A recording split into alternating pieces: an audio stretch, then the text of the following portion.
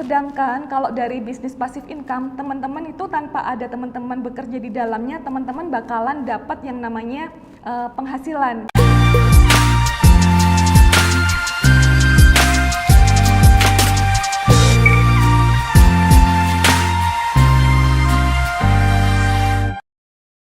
Halo teman-teman Bisnis Tech, balik lagi bersama saya Deborah Priyanita. Kali ini kita akan bahas keuangan tentang dana darurat, terus habis itu ada proteksi, ada investasi, dan juga untuk dana pensiun tapi untuk pembisnis. Kemarin kita bahas ya buat karyawan ya. Tentu aja yang buat pembisnis dan karyawan ini berbeda karena apa? Ya tadi kalau pembisnis kan keuangannya kan kadang ada, kadang enggak. Kalau karyawan kan dia tetap ya, dia dapat gaji setiap bulannya tetap. Nah, penting banget pengelolaan dana darurat maupun dana pensiun ataupun proteksi dan investasi. Kenapa? Karena memang kebanyakan pembisnis nih mereka hanya tahu perputaran uangnya itu di bisnis aja. Jadi kadang mereka nggak ngelakuin yang namanya diversifikasi investasi. Investasinya kebanyakan mereka kalau pembisnis itu rata-rata balik lagi ke bisnis. Mereka kadang lupa kalau mereka juga harus punya diversifikasi investasi seperti misalnya nabung emas, nabung saham ataupun reksadana. Jadi teman-teman, kita akan belajar ya tentang pengelolaan keuangan buat pembisnis. Sekarang kita akan bahas dulu tentang ada nih rumus kalau di keuangan tuh namanya SIP. Apa sih SIP?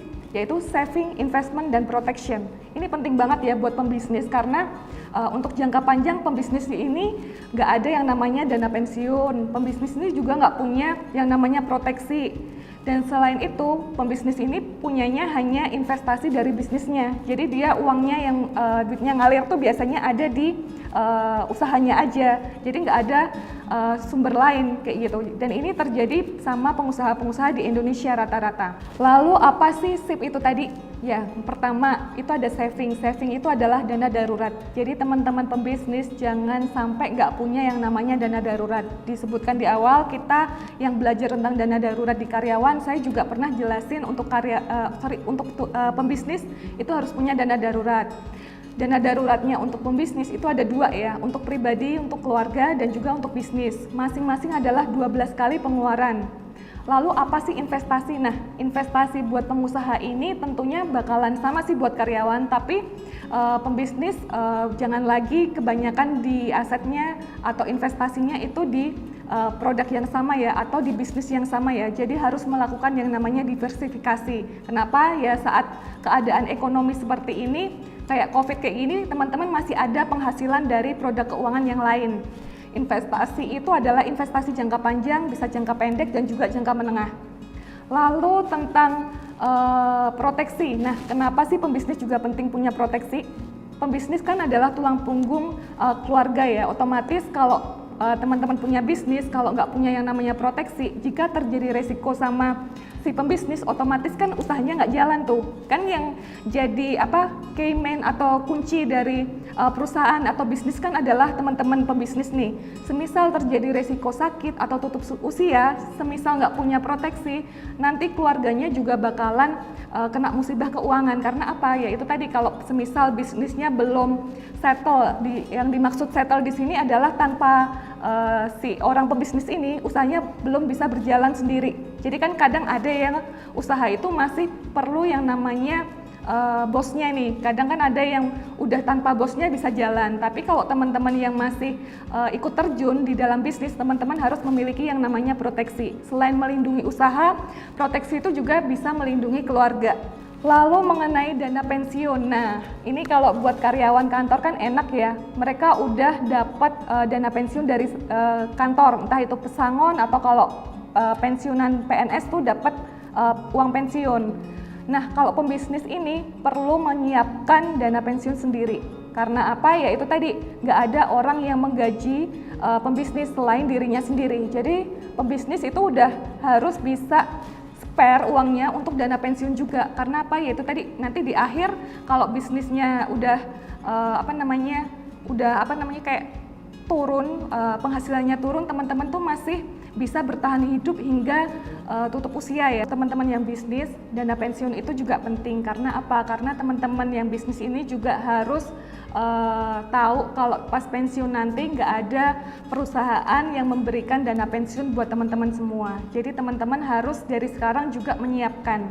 Kita nggak pernah tahu yang namanya bisnis. Oke lah, bisnisnya berkembang atau mungkin bisnisnya ada banyak, tapi kan yang namanya risiko pasti ada. Jadi dana pensiun ini juga penting buat teman-teman semua buat dipersiapkan.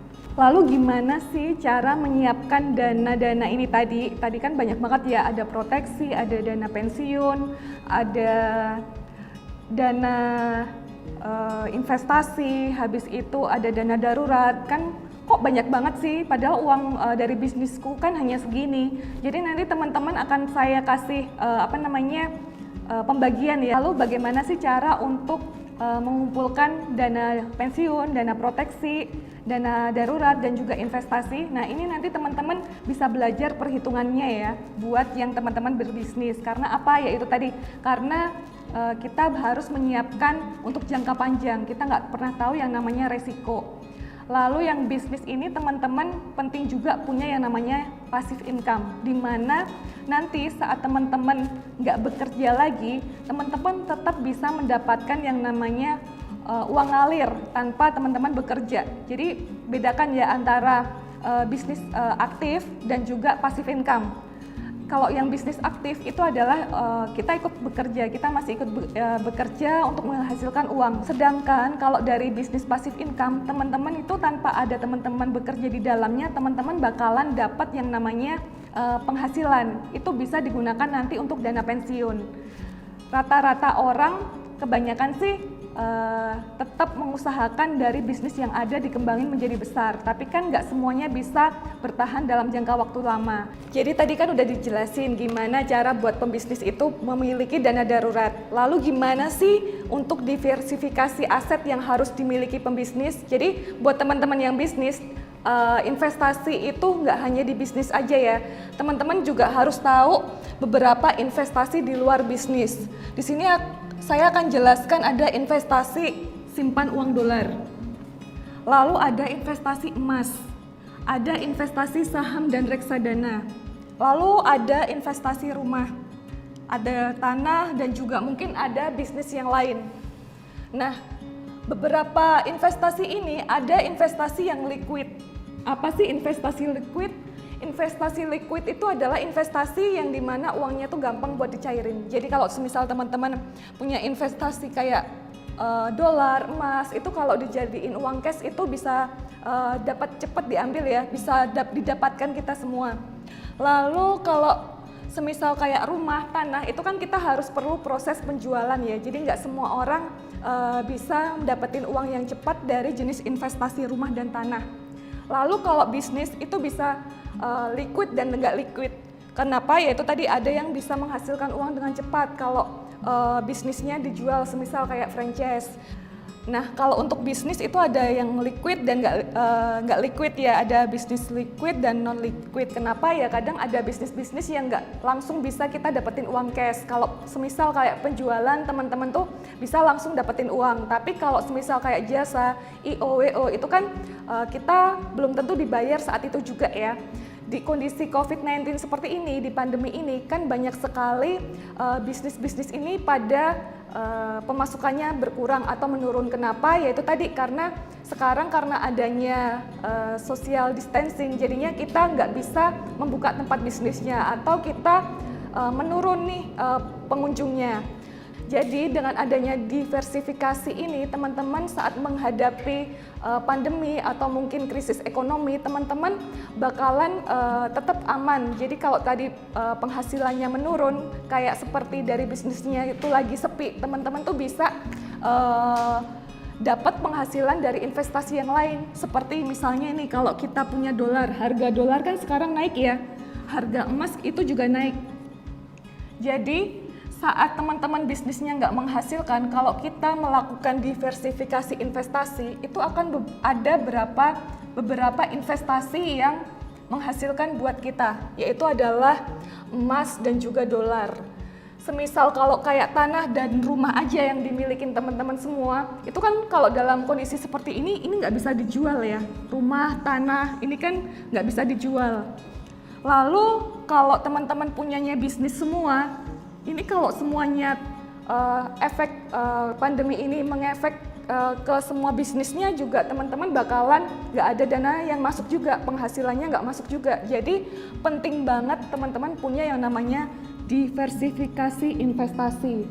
Lalu semisal kayak bisnisnya lagi tinggi-tingginya nih, tapi teman-teman ternyata uang dolar simpanannya turun. Jadi teman-teman bisa pakai dulu dari uang bisnisnya buat kehidupan teman-teman semua. Jadi ini bakalan jadi investasi yang saling melengkapi ya. Kalau teman-teman punya diversifikasi dalam kondisi ekonomi yang nggak stabil, pasti ada yang naik dan turun. Dan ini buat teman-teman pengusaha penting banget untuk memiliki yang namanya diversifikasi investasi. Nah, teman-teman di sini saya akan jelasin buat teman-teman yang bisnis gimana sih nyiapin dana pensiun. Jadi, teman-teman yang bisnis jangan mengandalkan satu sumber ya, jangan mengandalkan satu sumber dari bisnisnya aja. Teman-teman bisnis harus mulai menyiapkan yang namanya passive income. Nah, passive income ini bisa digunakan untuk dana pensiun teman-teman. Dimana saat teman-teman kalau pensiun kan usianya udah tua ya, kita rentan sakit, kita nanti mungkin anaknya nggak mau nerusin usahanya. Teman-teman tuh harus mulai berpikir gimana caranya untuk mendapatkan uang tanpa kita harus bekerja. Di sini ada beberapa, saya akan jelaskan tentang dana yang diperoleh dari passive income. Dari passive income itu kita bisa dapat dari yang namanya royalti. Nah, ini royalti itu macam-macam ya. Semisal teman-teman jadi YouTubers. Nah, itu bisa teman-teman dapetin royalti itu jangka panjang. Semisal YouTubers. Ini bisa menjadi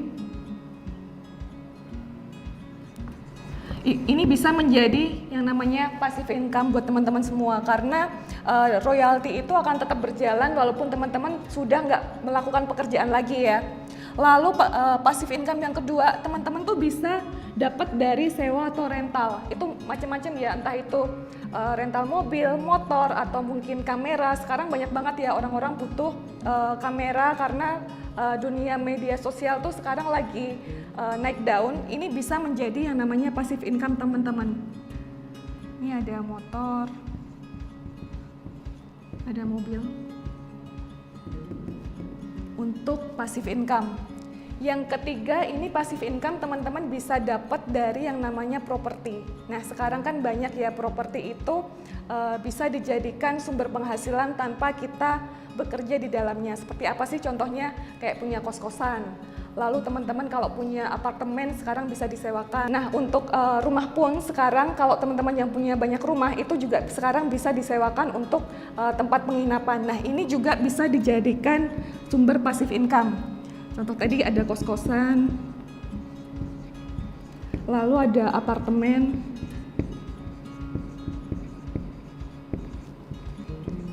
terus tadi ada ini ya, rumah bisa kontrakin, bisa buat buat penginapan.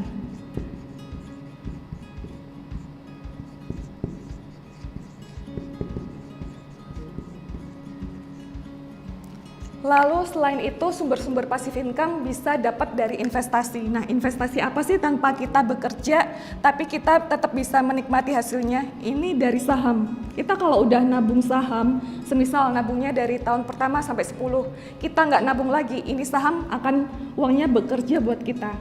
Jadi uang saham ini akan bekerja buat kita karena apa? Karena pertumbuhan di saham itu kalau usahanya naik, dia juga akan nilainya akan ikut naik. Selain itu kita akan dapatkan yang namanya dividen. Ini bisa jadi sumber passive income kita.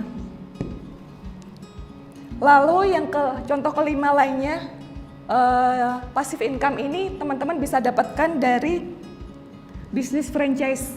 Jadi kalau teman-teman franchise, teman-teman tuh nggak perlu lagi bekerja di dalam bisnisnya ya. Ini yang bekerja adalah sistem yang sudah dibentuk dari bisnis franchise. Jadi teman-teman tinggal terima aja nih duitnya dari bisnis franchise. Tadi yang terakhir saya jelasin untuk mendapat passive income itu kita dapat dari bisnis franchise ya. Jadi teman-teman kalau bisnis franchise itu enaknya kita tanpa bekerja punya bisnis tapi bisa menghasilkan. Jadi teman-teman itu tadi beberapa contoh kita kalau pengen dapetin passive income untuk dana pensiun tuh dari mana aja. Tadi saya udah jelasin. Ada dari royalti, dari sewa atau rental, lalu dapat dari properti, ada investasi, ada saham, dan juga ada yang namanya bisnis franchise. Lalu yang terakhir kita akan bahas tentang proteksi. Nah ini kebanyakan pembisnis nih kalau masalah proteksi beda ya sama karyawan. Kenapa? Kalau karyawan kan udah ditanggung sama perusahaan. Sedangkan kalau teman-teman pembisnis itu harus mengusahakan sendiri. Jadi bisa daftar kayak BPJS atau mungkin asuransi mandiri itu bisa. Tapi ingat ya teman-teman bisnis, kalau memiliki proteksi itu yang diproteksi adalah orang tua, jangan anaknya dulu. Karena kebanyakan teman-teman tuh selalu anaknya dulu yang diproteksi. Padahal kalau pembisnis kan yang bertanggung jawab atas bisnis kan teman-teman sendiri. Jadi teman-teman yang harus diproteksi karena teman-teman adalah sumber income bagi keluarga teman-teman semua. Yang diproteksi itu adalah entah itu kepala rumah tangga atau juga Cayman atau apa namanya orang yang bertanggung jawab dalam bisnis kayak gitu. Nah teman-teman itu tadi beberapa tips buat perencanaan keuangan bagi pembisnis. Teman-teman juga harus menyiapkan yang tadi, yang pertama nyiapin dana darurat. Lalu yang kedua teman-teman harus diversifikasi investasi. Teman-teman selain itu juga harus punya yang namanya dana pensiun. Dana pensiun itu dapat dari mana? Itu tadi teman-teman harus punya yang namanya passive income. Sumber-sumber passive income tuh banyak ya, teman-teman bisa pilih sendiri. Lalu yang keempat, teman-teman harus menyiapkan yang namanya proteksi. Karena apa? Karena teman-teman bekerja sendiri ya, nggak dapat dari perusahaan ya. Jadi teman-teman harus benar-benar tertata keuangannya agar keuangannya sampai hari pensiun nanti itu aman. Jangan sampai pas pensiun kita akan jadi generasi sandwich lagi. Jangan sampai hidup kita membebani anak-anak kita. Sekian sharing dari saya, semoga sharing tentang keuangan ini dapat berguna buat teman-teman semua. Terima kasih. Dah.